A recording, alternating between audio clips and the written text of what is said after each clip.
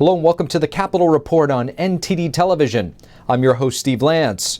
Here's a look at today's top stories. Representative Marjorie Taylor Greene was testifying in court today. When asked if Joe Biden lost the presidential election, she said, "Well, yes." As pandemic-related restrictions continue to get rolled back, the aftermath of lockdowns is starting to show.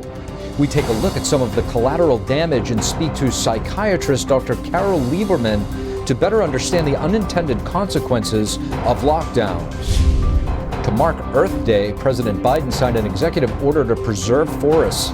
We'll take a look at these details along with a closer look at the administration's climate change agenda. First, we'll bring you some breaking news out of Washington, D.C.'s Van Ness neighborhood, where just a short while ago, 3 people were shot. Metro D.C. police say that 2 adults and 1 child were shot this afternoon. D.C. police issued a shelter-in-place order. Several embassies and the University of the District of Columbia are located nearby. At this point, nobody has been arrested, and police are still searching for the suspect or suspects. We'll be sure to keep you updated.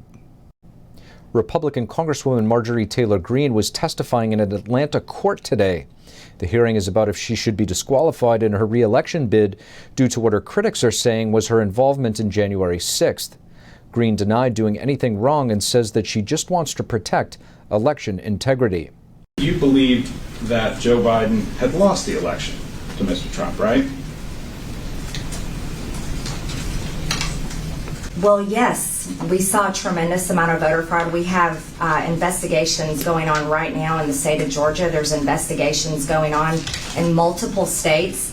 Greene said that she had no prior knowledge of January 6th, and on the actual day, she did call for peaceful protests and for all laws to be followed on that day.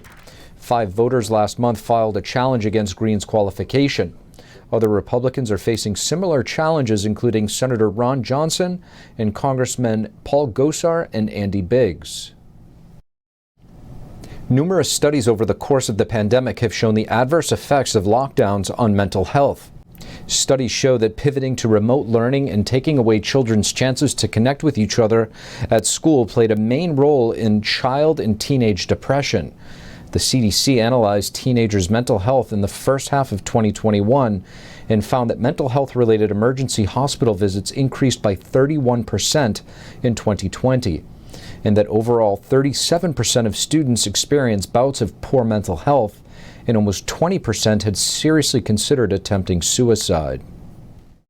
As we just reported to you, since coming out of the lockdowns, we have yet to calculate the psychological tolls that they have taken, and we may never know the full extent. Suicides and drug-related overdoses have skyrocketed. We had a chance to speak with Dr. Carole Lieberman. She has a master's degree in public health, and she's a medical doctor specializing in the field of psychiatry. Here's part of our interview. Dr. Carole Lieberman, thank you so much for joining us in the Capitol Report. Thank you. Doctor, when it comes to the health impacts from the lockdowns following, COVID-19, there was speculation that this could have been an issue in the early stages. 2 years out, what do we know? Well, in terms of the lockdowns in America, we know that it was a big mistake and in a lot of different ways. Not only in terms of not really controlling COVID, the spread of COVID, but also because of the damage that it's done. We are of course, we talk about the children. They have been damaged by not going to school and, missing out educationally and missing out socially, developing skills that they're supposed to develop at those ages and so on. But even adults, we have been estranged from each other. We've become estranged from each other, and we have lost our humanity. There is an increasing amount of violence. Part of that comes from the increasing amount of people having time to spend on violent video games. A good example of this is in schools. Kids, of course, spent a lot of their time on playing violent video games, and we now see a rise in the amount of violence in schools. Kids hitting not only each other, but hitting their teachers, hitting their coaches. I mean, we have, between the input of the violence, the input of the media violence, notably video games, and the dissociation from other humans, it is a very dangerous combination. Now, you mentioned in the U.S. there's also been some pretty draconian lockdowns measures taken in China. Specifically, we've seen some videos out of Shanghai, China, with people screaming from their balconies. We're hearing reports of increased suicides. How concerning is it to you, the things you've been seeing coming out of China? Yes, China is the ultimate nightmare. And I keep hoping that people in America are going to realize, people who were sheep, basically, and who were so ready to do whatever we were told, whether it was lockdowns or masks or 6 feet or boosters and all of it. We now see in Shanghai where people don't really have very much choice, where the government is very totalitarian, this is it, what we tell you to do, you have to do. I'm hoping that Americans are watching this, what is happening in Shanghai, and realizing that if we didn't and don't speak up more for our freedom, there's this incredible line that the government in China has been telling people, and that's they've been having drones and robots shouting out to people, control your soul's desire for freedom. Control your soul's desire for freedom, because of the fact that people are protesting, and some people are jumping off balconies, and kids are wearing hazmat suits. But they're trying to control the protests, that they don't get out of control. But that idea that it's our soul's desire for freedom, but that's not good, and just ignore that. So that's what I'm saying. I hope Americans realize that if we ignore or keep being sheep and following all the rules, that the lockdowns and so on in America, that we could end up like that. Like you said, we've been told to follow the science. So I guess, is the hard data there now? We've seen places like Sweden that took no measures, and then you look at another microcosm when you compare a place like California to Florida in terms of how lockdowns did not reduce cases between those two states that took a different approach. What can we make of these examples, and our officials that are suggesting these lockdown measures having these discussions, do you think? Yes, they kept saying follow the science, and the number one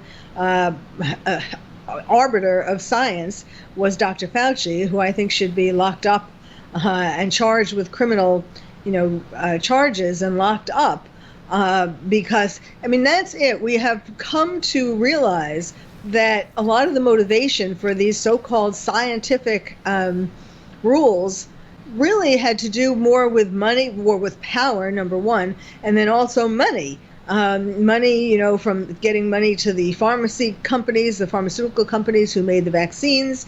And it was I don't want to say totally that it was a spoof on America, but, other things that happened were that the real reporting of adverse reactions, the real reporting. We didn't get real reporting. That's the problem. Talking about medicine, what's interesting is that in Shanghai, people who had COVID and who had other illnesses, comorbidities, in Shanghai, they want to try to say that they're working, that this no COVID policy is working, and that therefore they're saying that the people who died from these other comorbidities, not from COVID. Whereas in America, they have been doing the opposite. They wanted to make it seem like there were more COVID cases, that the statistics were worse, so that people would get the vaccines. So in America, in hospitals, when someone died, if they had comorbidities, they were still counted as a COVID death.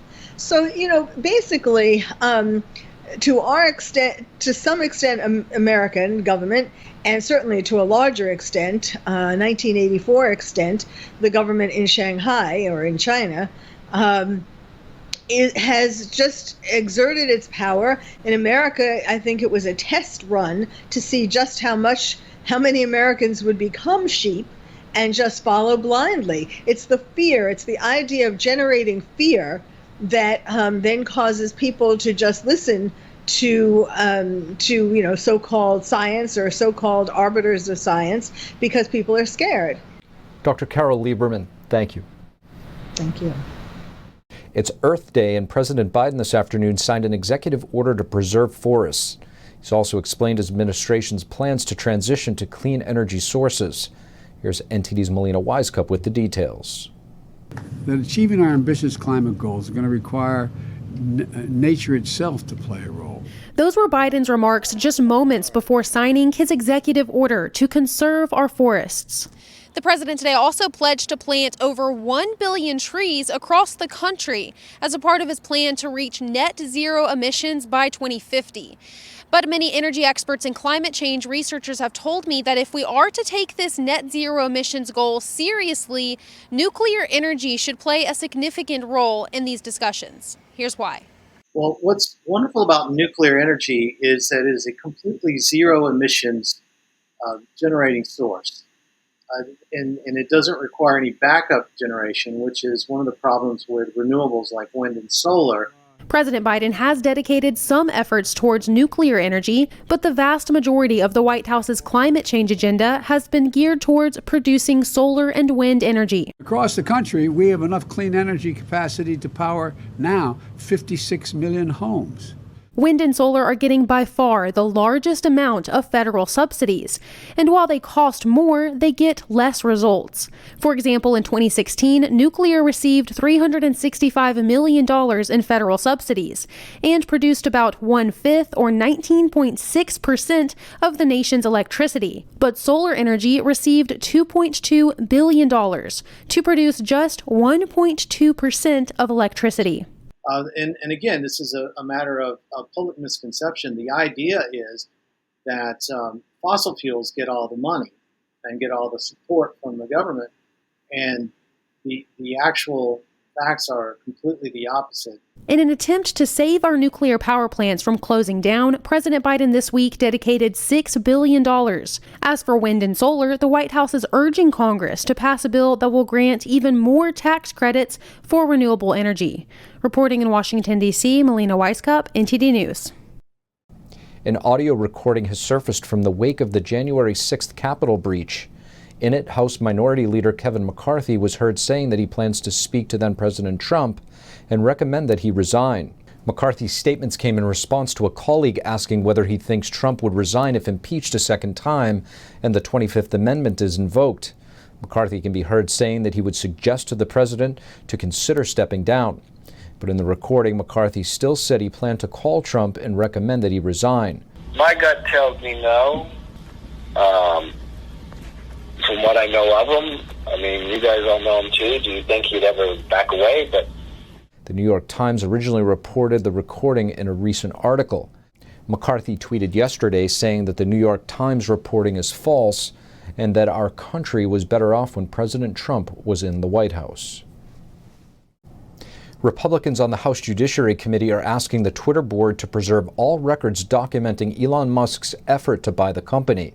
In a statement, Ranking Member Jim Jordan told the company board that the formal request is part of Congress's continuing effort to examine big tech and to best protect Americans' right to free speech.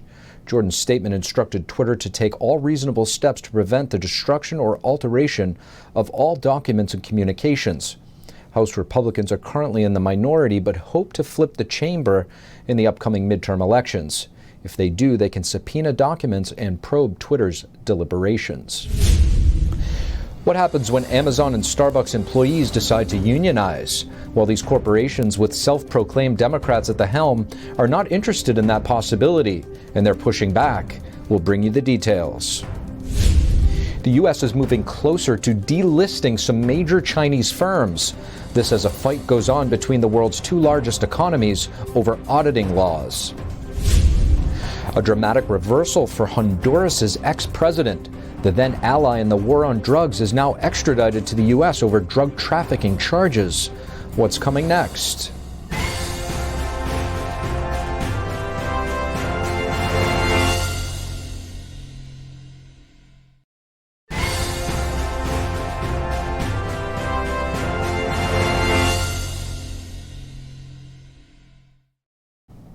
Hello and welcome back to NTD's Capital Report. I'm your host, Steve Lance. Yesterday, the Starbucks flagship store in Seattle voted to unionize. This comes amid a wave of labor activities among big firms. The Seattle Flagship store is the latest Starbucks location to form a union. In the past few months, over 26 Starbucks locations have unionized. More votes will be held in the upcoming weeks. Starbucks this week filed complaints accusing a union of intimidating workers and customers. The nationwide campaign to unionize Starbucks is part of a larger movement. Workers at an Apple store in Atlanta on Wednesday filed a petition to hold a union election. This is the first Apple store in the U.S. to formally seek a union. And earlier this month, an Amazon warehouse in New York City voted to form the first union. Many companies who have advocated for left-leaning policies are now being faced with a bit of a conundrum as their employees attempt to unionize. As we just mentioned previously, Starbucks and Amazon are two companies who are fighting back against these unions. As we try to make sense of what side of the fence these big corporations will ultimately land on, our next guest will give us some insight. Mark Mix is president of the National Right to Work Legal Defense Foundation. Here's what he had to say. Mark Mix, thank you so much for joining us in the Capitol Report. My pleasure to be with you. Thanks for the opportunity. Mark, we're seeing a lot of these major corporations, Amazon, Starbucks, who stand behind a lot of these social justice causes. Yet when it comes to their own employees mobilizing and trying to unionize for workers' rights, they're fighting back. What's to make of this? Yeah, well, these are interesting times when it comes to Amazon and Starbucks and other movements around the country when you talk about unionization. You know, it is really interesting to see them support kind of radical social causes, and then when their bottom line is effective, they step in and fight back dramatically and aggressively. And so what the bottom line of all this as far as unionization is concerned is, look, federal law allows workers to join together to amplify their voice in the workplace. And if employers aren't taking care of their employees, that's exactly what employees will do. Interestingly enough, I mean, I think employees generally are taking care of their employees across the country. Employers are taking care of their employees because the unionization rate in America is down to 6.1% of all private sector workers. And frankly, what that means is that employers are generally taking care of their workers. And so what we're seeing here, and if you believe everything you hear in the corporate media about this, is that there's a workplace that people aren't happy with, and they're going to try to fix it by unionization.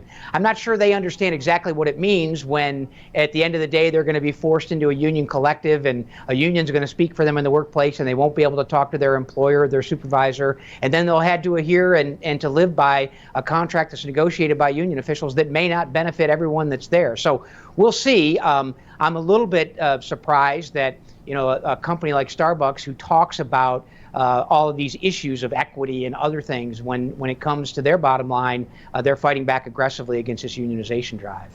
As you mentioned, the unionization rate has dropped tremendously, especially since the 80s when it was at about 20%. Why are we suddenly seeing such a wave of unionization upticks among these small companies? Well, actually, we're really not seeing an uptick in unionization. In fact, the statistics are that the unions have lost about 807,000 members in just the last 5 years. The number of certification elections is down dramatically. If you go back to, I think it's 2015, you'll see that there were roughly 1,600 certification elections held on an annual basis by the NLRB. Now we're down to about 840, 846 or something like that. So the number of unionization drives is is growing smaller all the time. But what we're hearing about, because of the high profile of Starbucks and Amazon, we're thinking this is a dramatic trend in the workplace. The fact of the matter is employers are taking care of their employees.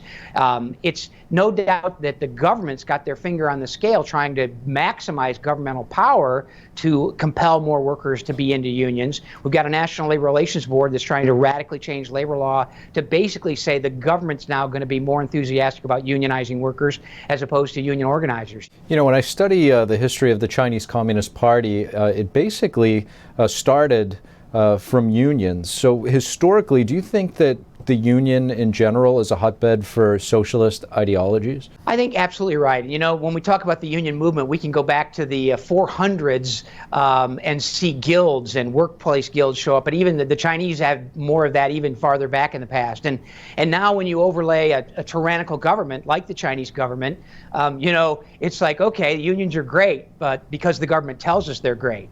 We're getting more and more in line with that here in the United States, unfortunately. In fact, there's a new kind of thought process, an agenda out there that is getting growing support among Biden administration folks and bureaucrats and so-called academics around the country that talk about sectorial bargaining. And this is kind of the labor policy that is basically emasculated Europe when it comes to their industries and how they unionize. And what these people are thinking about, and Amazon and Starbucks are kind of just the start of this. They're saying and they're thinking, and Harvard Law School and the guy by the name of Ben Sachs has put this out there, and it's been adopted by lots of, I said, so-called academics or pseudo-academics. And what they believe is that if they can get 5,000 workers or 10% of a workforce engaged in a union, that is enough to basically certify the union across the entire industry, so that now a union would step in and they would negotiate kind of industrial policy, if you will, for all the workers in the coffee business. So now Peet's Coffee, the employees there, and all the workers at Starbucks that haven't decided whether they want to be in or not would be covered by this system-wide agreement.